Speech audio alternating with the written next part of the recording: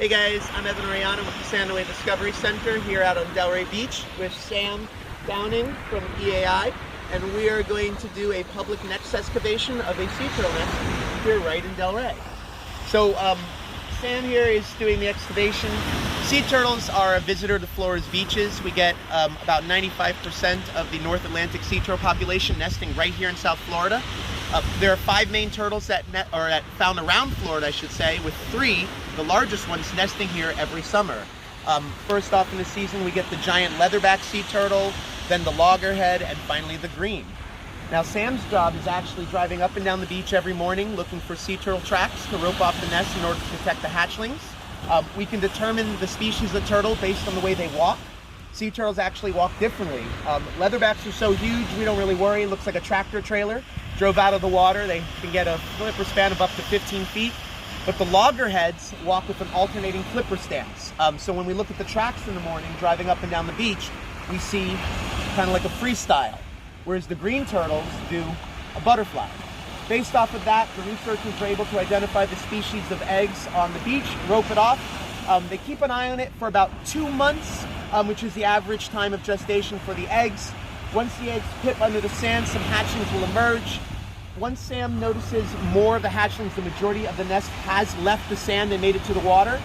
3 days later, what she's doing right now is they'll dig up the nest looking for inventory, counting how many eggs may have hatched, how many didn't hatch, how many maybe never developed, and also sometimes 1 or 2 baby hatchlings that might have been caught in the nest. Not kind of natural selection, more of just that, well, they got the bad luck. Maybe a rock, maybe thicker sand, maybe they were the bottom egg and they got a little stuck. So you guys, when she came out here, you probably saw that little dip right in the center. That was the egg chamber. As the babies pip out of their egg, they use a special tooth on their beak to break through. The eggs will collapse, making an empty area in the sand, which they'll then start to dig up like an elevator effect, getting closer and closer to the surface. Sometimes they'll wait just under the surface of the sand until it's really cool out, usually the middle of the night, where they'll emerge just before sunrise and then make a beeline straight to the ocean. Now this is a very important part in the hatchling's life because it is very dangerous for them. There's many animals, many birds, fish, everything looking for an easy meal of sea turtles. Now we don't blame those animals, that's a natural part of the beach cycle. However, there are many things that we can do to help these babies. I'm sure you guys have probably heard about keeping it dark for sea turtles. You ever hear that? Yep. Sea turtles dig the dark. They love darkness because they use the moonlight reflecting off the ocean to find their way to the beach, to the water. But sometimes if there's condo lights, if there's street lights, even someone on the beach with a bonfire, a flashlight, they can be attracted the wrong way.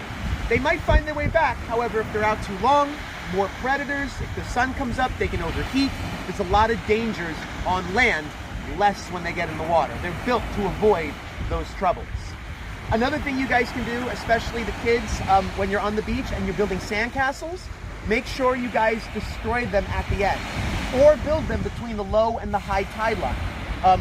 One thing we find on the beach a lot of times is divots, big holes in the sand. Baby hatchlings can get stuck in them and they can't climb out, so they might be stuck, predators, the sun. So we try to keep the beach flat and fill in any holes we can. Otherwise, another great way to help sea turtles, guys, is reduce single-use plastics. Anything you use once and let go is bad for the environment. Balloons should always be popped and put in the trash can when you're done, never let up into the sky, because they go pretty much over the ocean and they fall and they look just like some sea turtles' main food, jellyfish, right? Sea turtles, even though they're pretty smart at navigating the world's oceans, they are really bad at telling what's food and what's not. All right, Sam has located the egg chamber. You can see those are majorly hatched eggs. This is just kind of to determine the success of the nest. We're looking for more than maybe 90% of the eggs hatched, maybe 100%, that'd be great. But it's important to take that data so we can assess the quality of the beach and any aspects that might be affecting these turtles' hatchings.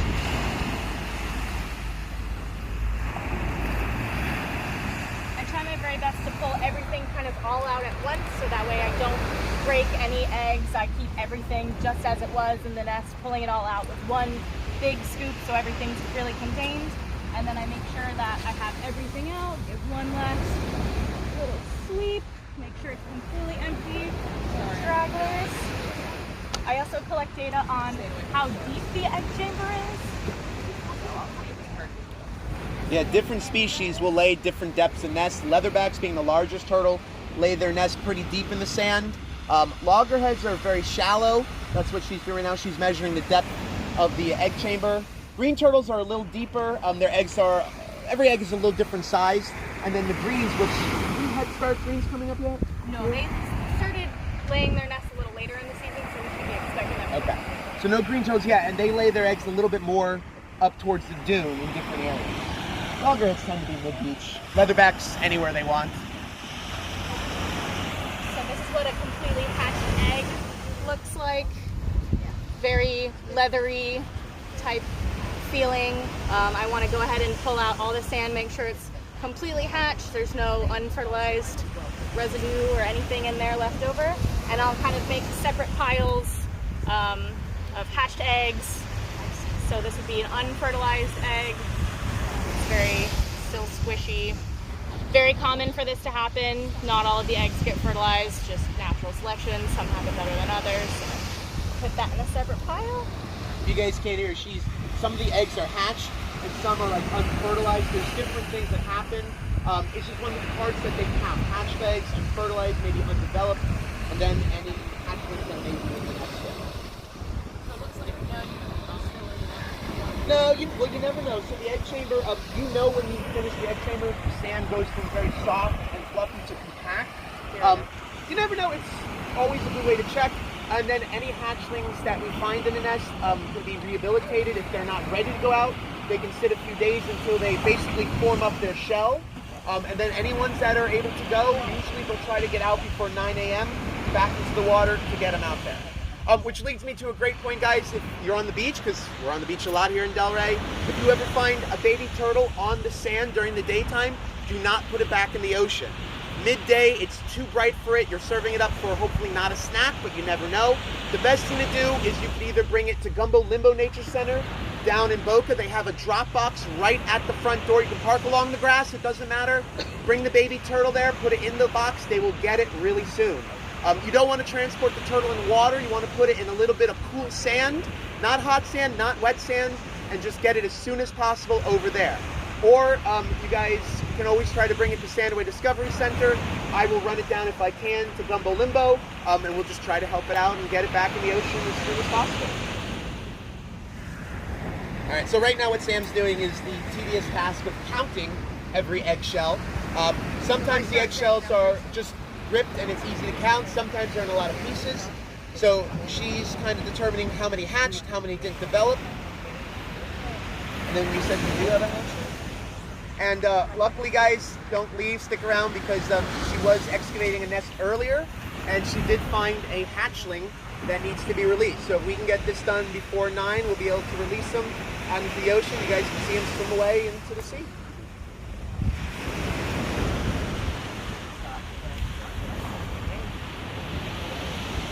While she's doing this, you guys have any questions about sea turtles? Anything you ever wondered about them? We can answer. You guys have any questions? No? Cool. I'll show you this. I have replicas, not real ones, so you guys can hold them if you'd like, of the 3 types of nesting turtles to Florida. This one is the giant leatherback. You guys, if you want to grab it, you can hold it. You guys want to check it out? Look at this one. That's the green turtle. This is the one that hasn't started nesting yet. Even though that has a tiny head, that's the 2nd largest turtle in the world. This loggerhead and that green would be the same size. They just call it a loggerhead because it has a large head. You guys want to check that out? You can hold it if you want. You know what's the really cool thing on that? Look right there. That's their brain. That's the forum magnum. Sea turtles, even though some of them, like the leatherback, gets up to 9 feet, maybe 2,000 pounds, its brain is like that big. But what's amazing about these is that sea turtles can never get lost. They're able to find their position on the Earth's magnetic field, and when their baby goes out, swims around the ocean for maybe 30 years. That's how long it takes to reach maturity, and when they're ready to lay their own eggs, they always return to the same locality in which they were born. Leatherbacks, here, I'll take it if you're done. Leatherbacks, if they're born in Florida, they tend to come back to Florida. They might not, but generally. Loggerheads, if they're born in Delray, they can come back to maybe Broward, Palm Beach, somewhere in the area. But the green turtles, that one, the 2nd largest, they show such nesting beach, like they want to come back, that if they're born in Delray, there's a good chance it will come back to Delray. And that's why it's important to keep our beaches clean, make sure we respect the wildlife, because these animals, no matter what this looks like, they're coming back 30 years later. So they're not going to know what it's like. So we want to make sure these beaches are dark, these beaches are quiet, these beaches are good for their nesting, because turtles make Florida special. People come from all around the world to see or hear about our turtles, nesting turtles here. So we owe them that, and we owe these animals just a chance for survival and to lay their eggs for generations to come. Loggerheads generally lay about maybe 100 to 120 eggs. Leatherbacks on the low side, maybe 80 to 100. Green turtles, sometimes up to 140. And what's cool too is the green turtles and the leatherbacks sometimes will drop these smaller infertile eggs called spacers, like little like marble-looking ones, so they can fill in the gaps between the eggs. They don't want any shifting, any rolling of the eggs. They want them to develop just nice and still. I can take that if you're done. Check it out, the different sizes. This nest, guys, had 84 eggs that got completely hatched in it. We had 6 unfertilized eggs that didn't quite make the cut, and then we have 1 broken egg, so it somehow got broken in there. But overall, we had a pretty good hatch up. We don't have any leftover guys, so everybody did it on their own, which is really important. There was no human interaction, and so now we'll I'll just give it a once over, make sure I didn't miss absolutely anything, want to collect as much data as possible, and once there's nothing else, we actually throw all of the eggs back into the egg chamber. It's really important to nourish our beaches. All of this egg helps nourish dunes and just giving back to nature. Nutrients to the animals, the sand, the dune plants.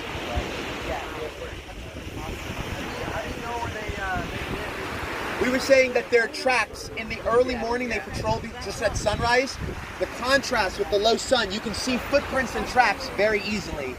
And it's about just going along the water line and just finding tracks and following them up. But like I was saying before, not every track coming out of the water leads to a nest. So a lot of times people call them or us and say, hey, we see a nest, but no one marked it. If they've already been out, odds are it's not a nest. It's what they call a false crawl. Something might have disturbed the nesting mother to make her go back. She'll nest again, but she might wait. She might come back up a minute later. She might come back next week. Generally, a turtle lays about 4 to 5 clutches a season, and they generally skip a year between nesting. Somebody wants to know, is there a link to your center for more information? Yes, so you can go to... It's EcologicalAssociates.com, and I think we should be posting, when we post this, we'll post a link directly to our website. Yes. You can visit Sandoway.org. The Sea Turtle information will be much more extensive on their site, so I highly recommend it, but just check it all out.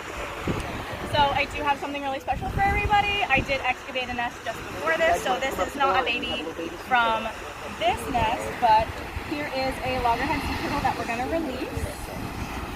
They're very tiny. See, he's really energetic. He's really ready to go. He's the baby loggerhead.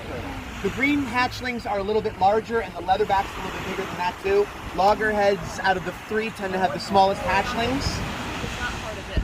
No. So that's probably the type you see a lot on the daytime. Especially if there's wind, they get washed back. They're great at swimming out, but sometimes just things happen. All right, yeah, guys, if you want to come down, if the kids want to come up front, we can see over them. So you guys can see just exactly how important it is to keep our beaches really flat. Even the littlest dip in the sand, the littlest footprint even, it causes them struggle to get over. And guys, another important thing that she's doing is by allowing this baby to crawl down the sand, researchers have shown that it also increases their ability to navigate back home decades later. They found that turtles that are just released from the nest, put in the bucket, taken on a boat, have a less success ratio to get back here. You got it, buddy. You got it, little buddy. Just pop them in the water. Yes. No one's really sure what. I always joke that it's like that setting that pin in your GPS. It's like dropping it. Something about the sand, the smell. When they're far away, they use magnetic cues. But as you get closer, there's other things. Visual, olfactory smell. It sounds silly, but every beach smells different. Every nest smells different. Every nest smells different.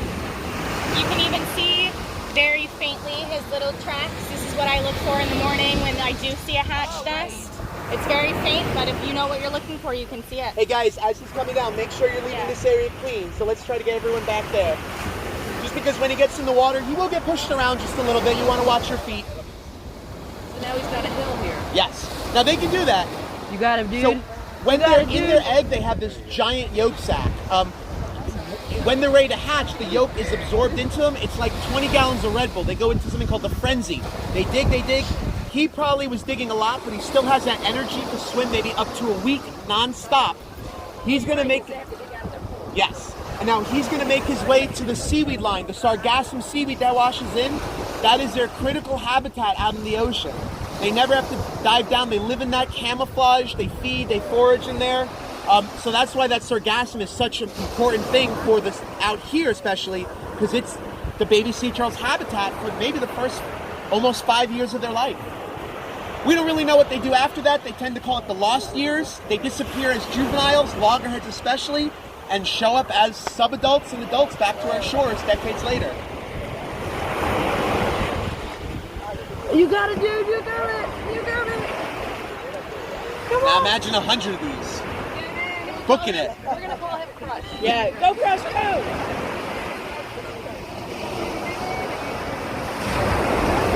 Once they get in the water too, they tend to swim underneath the wave and use that rip current to pull them out far. Come on, little dude.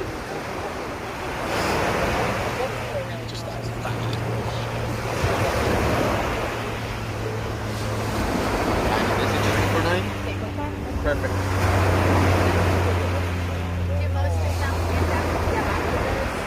No, so guys, she asked the question about where they kind of end up.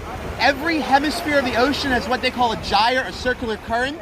This guy is going to wind up swimming around and living around the North Atlantic gyre. So he'll go over to England, Spain, back along the equator, and wash back. Kind of come out of the water a little bit. He might end up.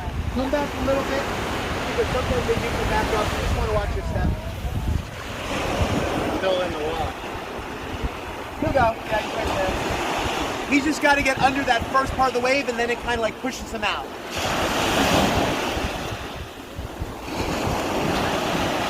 Right here. It's a little bit of a roller coaster ride, but.